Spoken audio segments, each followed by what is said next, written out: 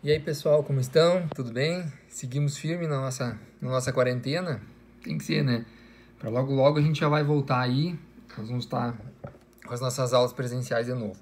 Mas até lá a gente não pode parar, né? Vamos seguir o nosso plano de ensino, então, que na última aula nós trabalhamos e encerramos os tributos em espécie, a unidade 3. Hoje nós vamos começar então a trabalhar a unidade 4, competência tributária. Competência tributária, se vocês olharem lá no nosso plano, nós vamos ver que além da competência, nós vamos trabalhar também com a limitação dessa competência tributária. Ao esquematizar nossas aulas, eu acho mais interessante nós invertermos primeiro a lógica, trabalhar primeiro as limitações, para depois a gente vai falar um pouquinho sobre as competências, algo que a gente já vem falando ao longo das nossas aulas, mas um ponto extremamente relevante é falar de limitações da capacidade de tributar. Limitações da capacidade de tributar se dá através do quê? Princípios e imunidades. Ambos estão na Constituição Federal. Como eu já falei para vocês, no direito tributário, os princípios eles adquirem uma força prática muito relevante, diferente de outras matérias, de outras áreas do direito, que os princípios têm um caráter bem mais subjetivo. Aqui, no direito tributário, nós vamos ver uma atuação bem mais prática deles. Por isso que, primeira coisa, vamos falar de princípios. Princípios tributários estão lá na nossa Constituição Federal, na Constituição Federal de 1988. Tanto é que eles, por tratarem de limitações ao poder de tributar, como eu falei para vocês lá desde a nossa primeira aula, quando fala em direito tributário, nós falamos de uma disciplina do direito da qual visa estudar direitos e como vem proteger o contribuinte do poder de fiscalização, de tributação do Estado. Não é somente dizer como que o Estado vai arrecadar dinheiro do contribuinte. Na verdade ao se estudar como que o Estado pode arrecadar, nós vamos estar estudando as limitações desse poder de arrecadação. Então, os princípios do direito tributário, eles adquirem duas naturezas. Uma envolvendo o fisco, o Estado, no sentido de que para o Estado os princípios são limitadores do poder de tributar, enquanto para o contribuinte é a garantia fundamental de ter preservado o seu patrimônio, a sua renda, em razão desse poder de império estatal. Então, é limitadora, é uma forma de limitação desse poder de império do Estado. Além disso, os princípios, por se tratarem de garantias fundamentais do indivíduo, do contribuinte, eles estão lá no rol da Constituição, dentre aquelas cláusulas pétreas. Ou seja, nem por emenda constitucional é possível abolir uma dessas garantias fundamentais, dessas limitações do poder de tributar. Certo? Além disso, eventual regulamentação infraconstitucional deve ser feita por lei complementar. Outra característica, as interpretações desses princípios, por se tratarem de princípios benéficos ao contribuinte, elas devem ser interpretadas de forma ampliativa, de forma extensiva, certo? Bom, chegamos então, primeiramente vamos dar início ao estudo dos princípios. Quais são as limitações que eu falei? Princípios e as imunidades constitucionais. As imunidades nós vamos ver numa próxima aula e hoje nós vamos trabalhar com os princípios constitucionais tributários, certo? Beleza, vamos lá. Quais são eles? Quais são os principais princípios constitucionais? Nós vamos ver que existem 7 princípios fundamentais e, além deles, existem outros princípios esparsos, do qual eu vou destacar os principais. Mas, dentre esses clássicos, que estão lá no artigo 150 da Constituição, princípio da legalidade, da isonomia, da irretroatividade, da anterioridade anual, anterioridade nonagesimal, da vedação ao confisco e da liberdade de tráfego. Então, esses 7 princípios são os 7 princípios essenciais, fundamentais, que estão lá no artigo 150. Vamos estudar, então, ver as principais características deles de um por um. Vamos lá, primeira coisa. Primeiro deles, princípio da legalidade. Nós falamos lá, quando trabalhamos o conceito de tributo, eu já trouxe que ele deve ser, então, instituídos por lei. Porque como a própria Constituição, lá no artigo 5º, fala que ninguém vai ser obrigado a fazer ou deixar de fazer algo senão em virtude da lei, como que poderia o Estado ter a possibilidade de ir lá invadir a esfera patrimonial do indivíduo para recolher um determinado tributo, uma determinada obrigação pecuniária? Somente através de lei para ter essa possibilidade da instituição. Como nós vimos já em outras aulas, falando em lei, entendam-se lei no sentido amplo, né? Porque não somente uma lei ordinária, uma lei complementar, e sim também pode ser dada através de medida provisória, de umas outras regulamentações, através mesmo de portarias, mas sempre através de um instrumento legal. Mas a regra, então, do direito tributário é a instituição de tributos por lei ordinária. A nossa regra é a lei ordinária. Nós vamos ter também determinadas situações em que só é admitido regular por lei complementar e outras hipóteses em que é admitido por medida provisória. Medida provisória é sempre que não for de incumbência de competência exclusiva de lei complementar, pode ser por medida provisória também. Então, aquilo que pode ser por lei ordinária pode ser por medida provisória também. Certo? O que mais que nós temos que cuidar aqui? O princípio da legalidade. Ele tem a sua incumbência, ou melhor, a sua atuação em relação ao quê? Instituição, majoração, redução, extinção de tributos e ainda a definição do fato gerador, da base de cálculo e da alíquota. Certo? Então, para instituir, para majorar, para exonerar ou para reduzir, por meio de lei, e ao instituir para definir o fato gerador, a base de cálculo e a alíquota, também através de lei. Lei no sentido amplo, como nós já falamos. Certo? Isso tudo está lá no artigo 97 do Código Tributário Nacional. O artigo 150, inciso 1º, fala do princípio da legalidade. E o artigo 97 do CTN traz a relação, tudo que exige a presença de lei para regular, para instituir, para majorar, para definir fato gerador, fixar alíquota, tudo isso depende de lei. No entanto, algumas dessas situações, como está lá previsto no 97, inciso 3º, fixação da alíquota, ressalvados os dispostos no artigo 21, 26, 39 e seguintes, que diz o quê? Exceções em que pode se dar uma regulamentação através do Poder Executivo, que nós vamos falar disso mais adiante na aula de hoje. O que mais, então, que nós podemos destacar aqui? Qual tipo de lei, nós já falamos, vão acompanhando no nosso material lá. O material que enviei para vocês está bem discriminado, eu explico bem mais aprofundado do que nós estamos trazendo em aula. A aula ela serve aqui com o objetivo de apontar os principais pontos e explicar de forma mais simples para que vocês possam entender. Mas depois, acompanhando no material com a nossa aula, com a nossa videoaula, fica mais fácil de vocês entenderem o conteúdo que está disposto lá no material. Mas seguimos então. Pode ser lei, lembrem de lei no sentido amplo, então, né? Não só no sentido restritivo, então, lei complementar, lei ordinária, lei delegada, medida provisória, tudo isso pode ser dado no conceito de lei na hora de instituir, majorar um determinado tributo, certo? Aí nós ressaltamos lá, reiteramos aquelas envolvendo matéria de direito tributário, a instituição de determinados tributos que devem ser por lei complementar. Imposto sobre grandes fortunas, impostos residuais, contribuições residuais sobre novos custeios da Seguridade e o tributo empréstimo compulsório, que nós já falamos também bastante, competência da União e somente por lei complementar, certo?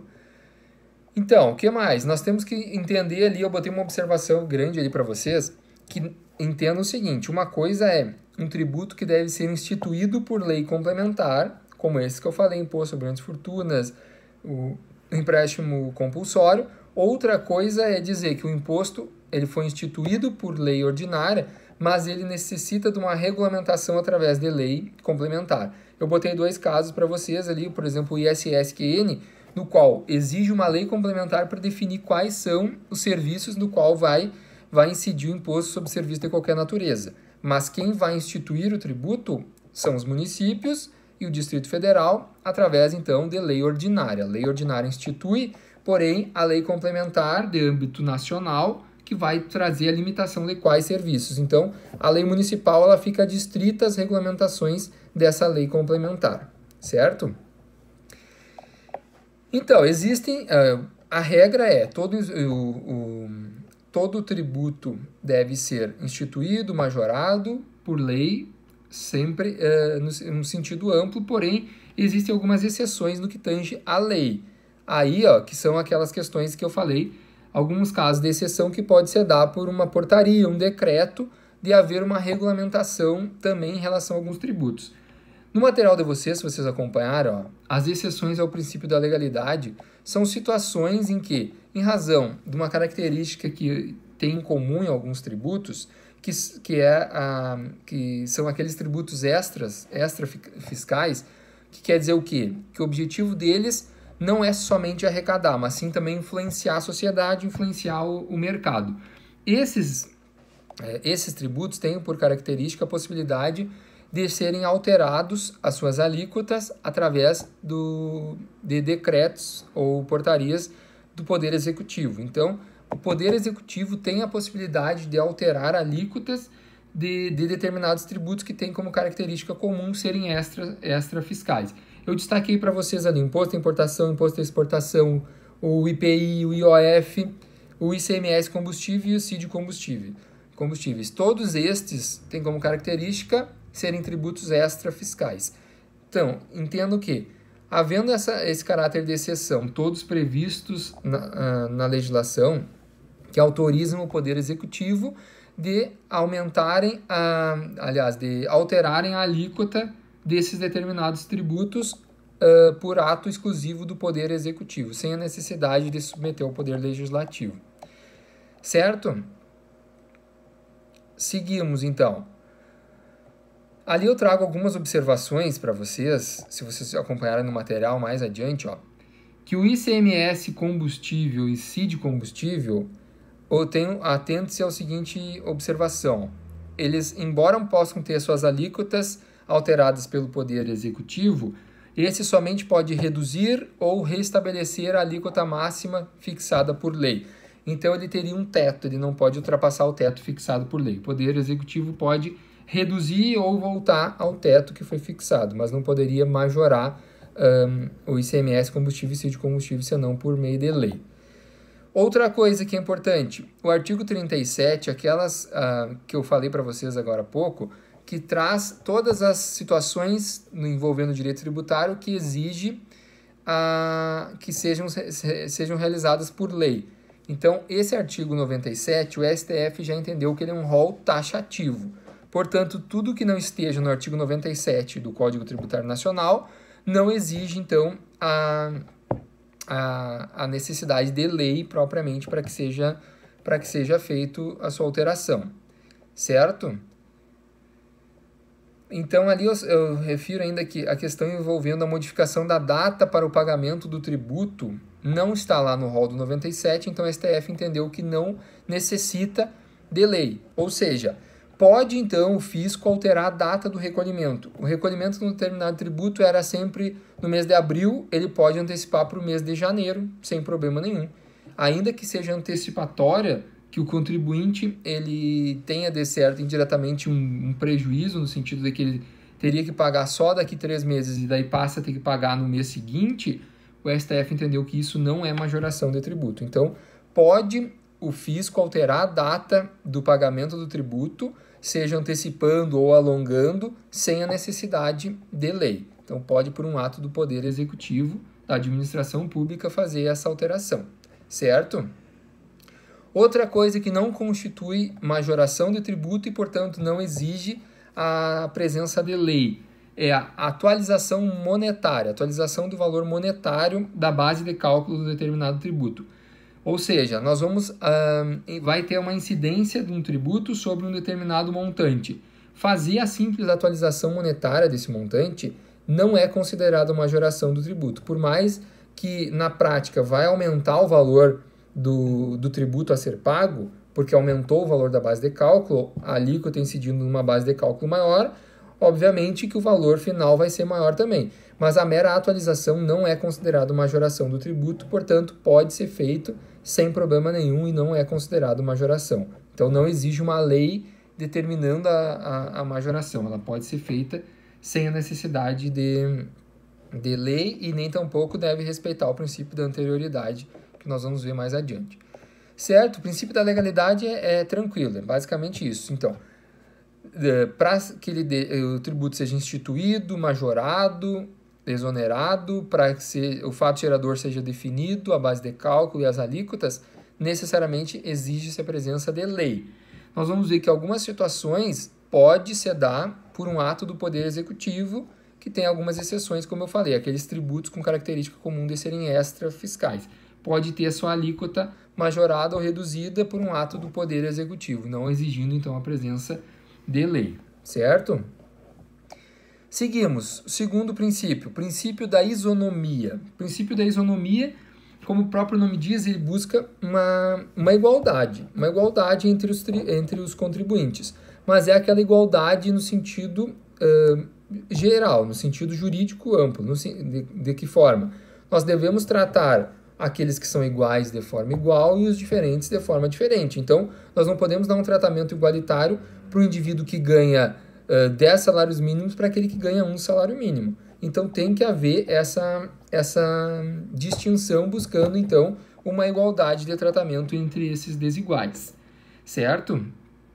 Então, se a gente observar ali, na sequência, esse princípio da isonomia, ele tem uma aplicação voltada tanto para o legislador ao estabelecer, ao criar a norma legal, quanto para o executivo, o fisco, estritamente, na hora de fazer a fiscalização e a cobrança, como do próprio Poder Judiciário diante de um litígio envolvendo uma questão tributária. Ele deve observar o princípio da isonomia. E esse princípio da isonomia, ele tem alguns desdobramentos, do qual a gente consegue observar ele de forma mais pontual. Um deles nós já falamos em outras oportunidades. Princípio da pecúnia non olet. O que quer dizer isso? É aquela situação que vai haver a incidência tributária mesmo se a origem daquele fato gerador seja ilícita. Nós demos como exemplo a tributação sobre renda oferida em razão do jogo de bicho. O jogo do bicho é uma infração penal, né? Não é uma atividade legal, portanto é uma atividade ilícita. Porém, o lucro, a renda oferida pelo bicheiro, ela vai sofrer incidência do imposto de renda ou não? Vai, pelo princípio do pecúnia non olet, que diz nada mais nada menos que o dinheiro não tem cheiro, porque independente da origem, vai haver a tributação. Se praticou o fato gerador, deve haver a tributação sem problema algum, mesmo que seja decorrente de uma atividade ilícita. Porque estranho seria se só vamos tributar daquele que pratica o fato gerador com origem ilícita e não vamos tributar daquele que pratica com uma origem ilícita. Aí nós estaríamos ferindo o princípio da isonomia, já que nós temos que tratar todos iguais, inclusive aqueles que originariamente era uma atividade ilícita, mas praticaram o fato gerador. Para o direito tributário, o que importa é o fato gerador ter sido praticado. Outra situação que envolve também o princípio da isonomia. A questão envolvendo a capacidade civil. Aquele que não possui capacidade civil para praticar os atos da vida civil, para praticar sozinho os atos da vida civil, ele pode ser um contribuinte tributário? Pode. Para o direito tributário, não interfere, é irrelevante a capacidade civil do contribuinte. O que importa é se ele praticou o fato gerador. Aí vocês podem ficar, mas como assim? Como que o incapaz vai praticar um fato gerador? O seguinte, pensem o seguinte, um casal, por alguma tragédia, vem a falecer e deixa uma criança de 2 anos de idade. O que acontece? Essa criança vai herdar os bens deixados pelos pais e ele vai ser o contribuinte do imposto transmissão causa-morte e doação, do ITCD. Independente da capacidade civil, ele vai ser o contribuinte. Digamos que ele tenha herdado um imóvel, ele vai ser o contribuinte do IPTU em relação a esse imóvel. É o proprietário, pode ser uma criança, um absolutamente incapaz, sem problema nenhum. O que importa é a ocorrência do fato gerador. O mesmo, eu botei no material de vocês, pode haver incidência do ICMS sobre o comércio de produtos num camelô. O camelô está vendendo um produto do qual ele não está recolhendo ICMS. A Receita pode, diante daquele fato, tomando conhecimento, autuá-lo pelo não recolhimento do ICMS, ainda que seja uma atividade irregular, ainda que fosse uma empresa que não tivesse sido sequer constituída, não tenha nenhuma sua constituição perante a junta comercial, não tem problema nenhum, pode sofrer tributação da mesma forma. E o que mais? Princípio da capacidade contributiva.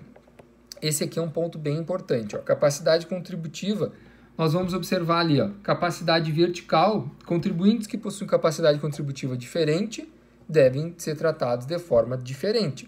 E a horizontal, contribuintes que têm a capacidade contributiva semelhante, igual, devem ser tratados de maneira igual. Então, nós não vamos diferenciar aqueles que se equiparam e nós não podemos tratar igualmente aqueles que se diferenciam, certo?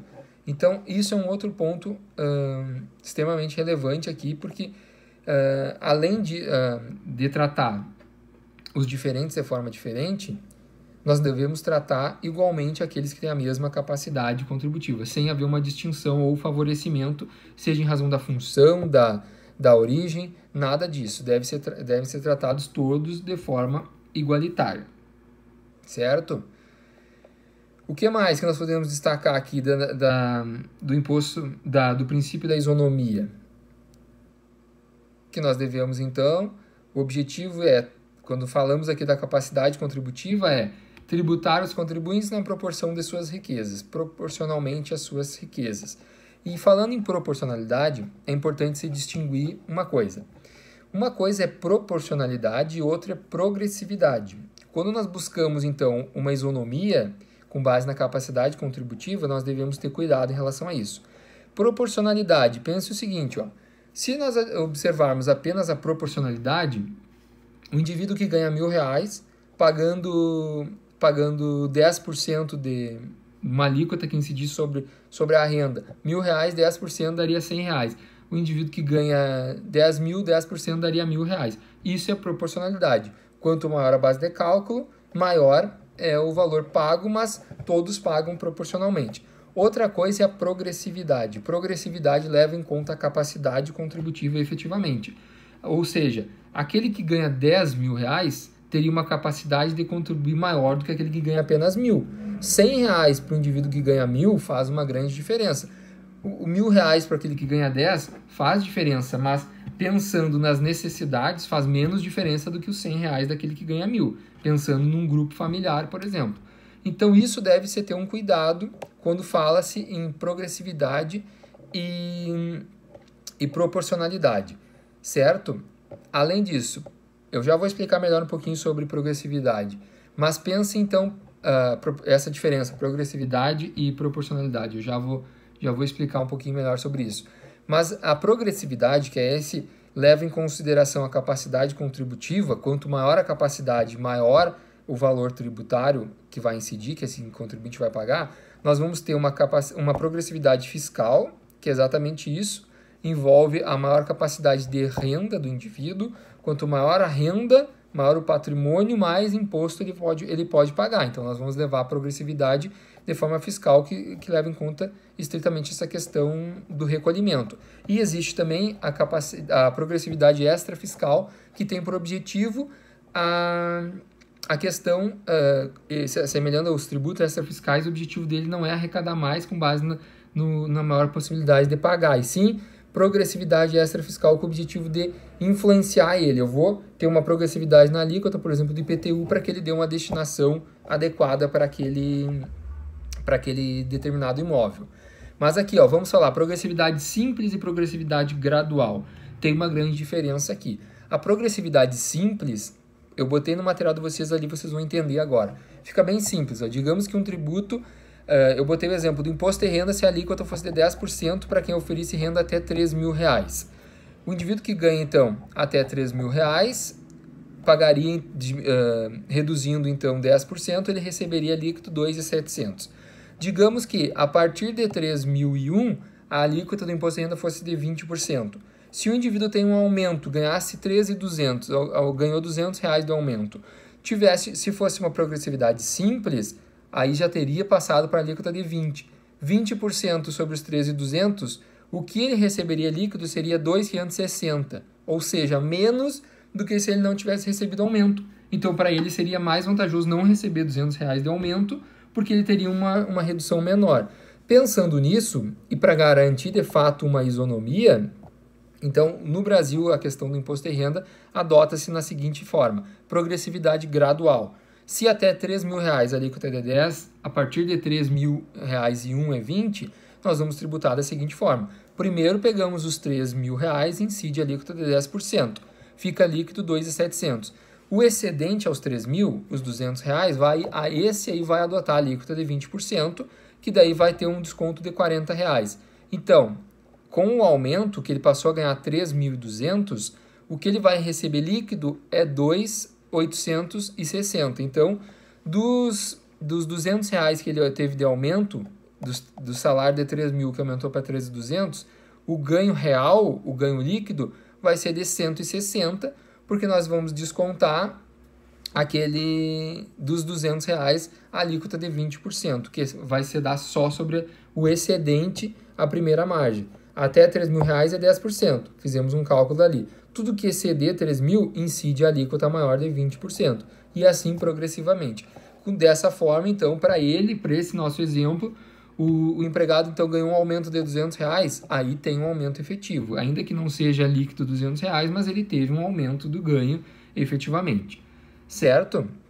Na sequência, no material, ali vocês podem observar algumas características, que não fere o princípio da isonomia. Eu botei fere e não fere. Não fere o princípio da isonomia e estimular a contratação de empregados com determinadas características. Por exemplo, de maior idade, com alguma deficiência. Não fere o princípio da isonomia ou tratamento desigual dos microempresas e empresas de pequeno porte, porque a própria Constituição tem previsão de que tem que dar um tratamento beneficiário para os micro e pequenos empresários. Fere o princípio da isonomia, a discriminação com base na função ou ocupação. É o que eu falei, daí se são iguais, não tem por que tratar diferente. Aqui tem uma decisão do STF que eu botei para vocês, em que os servidores do município pediam a isenção do IPTU exatamente por serem servidores do município, ou melhor, só por serem servidores. Não tem porquê, né? Eles são iguais a qualquer outro proprietário do imóvel, não tem por que serem isentos do imposto somente por serem servidores. E, por fim, não fere o princípio da isonomia, a vedação da importação de automóveis usados. Isso, então, o STF também já decidiu que, por uma questão de preservar a indústria nacional, não fere o princípio da isonomia, ainda que para muitos entendem que sim, porque ao vedar a importação de veículos usados, aqueles que teriam uma menor capacidade econômica não teriam acesso à importação de veículos, né? Mas, enfim, o STF decidiu que não fere o princípio da isonomia. Mais um princípio ali, para acabar a nossa primeira parte da aula, o princípio da irretroatividade. Ou seja, isso nós já falamos em outras aulas, que só pode cobrar tributos de fato geradores futuros e pendentes, aqueles que iniciaram, mas não acabaram antes da vigência da lei, certo? Isso garante uma segurança jurídica, porque aquele fato gerador já consumado vai adotar a legislação vigente à época do fato gerador, da consumação do fato gerador. Daqui para frente, fatos geradores futuros, aí sim eu posso incidir uma nova legislação, certo? Então, vai incidir, a lei publicada vale para fatos geradores pendentes e futuros, aqueles que começaram antes da lei nova e se consumaram só após a sua eficácia, esses então vão poder já adotar essa nova lei. Mas não pode sobre fatos geradores passados. O que mais nós podemos destacar aqui do princípio da irretroatividade? O princípio da irretroatividade, ele admite duas exceções. Quais são elas? Uma lei meramente interpretativa, que tenha por objetivo interpretar um tributo que já foi instituído, algo que ficou pendente, meramente interpretativo. Vamos criar um método de como que vai ser arrecadado esse determinado tributo, tem que usar um formulário tal, tem que entrar no portal tal. Isso, sim, isso é admitido que a lei seja retroágil, porque ela é meramente interpretativa. E a lei mais benéfica em matéria de infração. Não esqueçam, uma lei mais benéfica que reduziu a alíquota de um determinado tributo pode retroagir por fatos geradores consumados? Não, não pode. Só vai retroagir a lei mais benéfica em relação a infrações. Então, uma lei nova que fixou uma multa mais branda, essa pode retroagir por um fato, por um descumprimento legal, de uma sanção por um fato que ocorreu anteriormente a essa nova lei, certo? Então, pode retroagir leis interpretativas e mais benéficas ao infrator. Então, não vai retroagir se a lei for mais benéfica estritamente envolvendo a obrigação principal, ao tributo. E ainda, a doutrina adota que é possível retroagir leis que tenham como característica procedimentos de fiscalização. A lei instituiu um procedimento novo que envolve a fiscalização. Essa lei poderia retroagir também, porque entende que ela não está majorando e nem criando novo imposto, novo tributo. Certo? Vamos seguir na sequência aí no nosso próximo vídeo com o princípio da anterioridade e anterioridade nonagesimal. Até mais!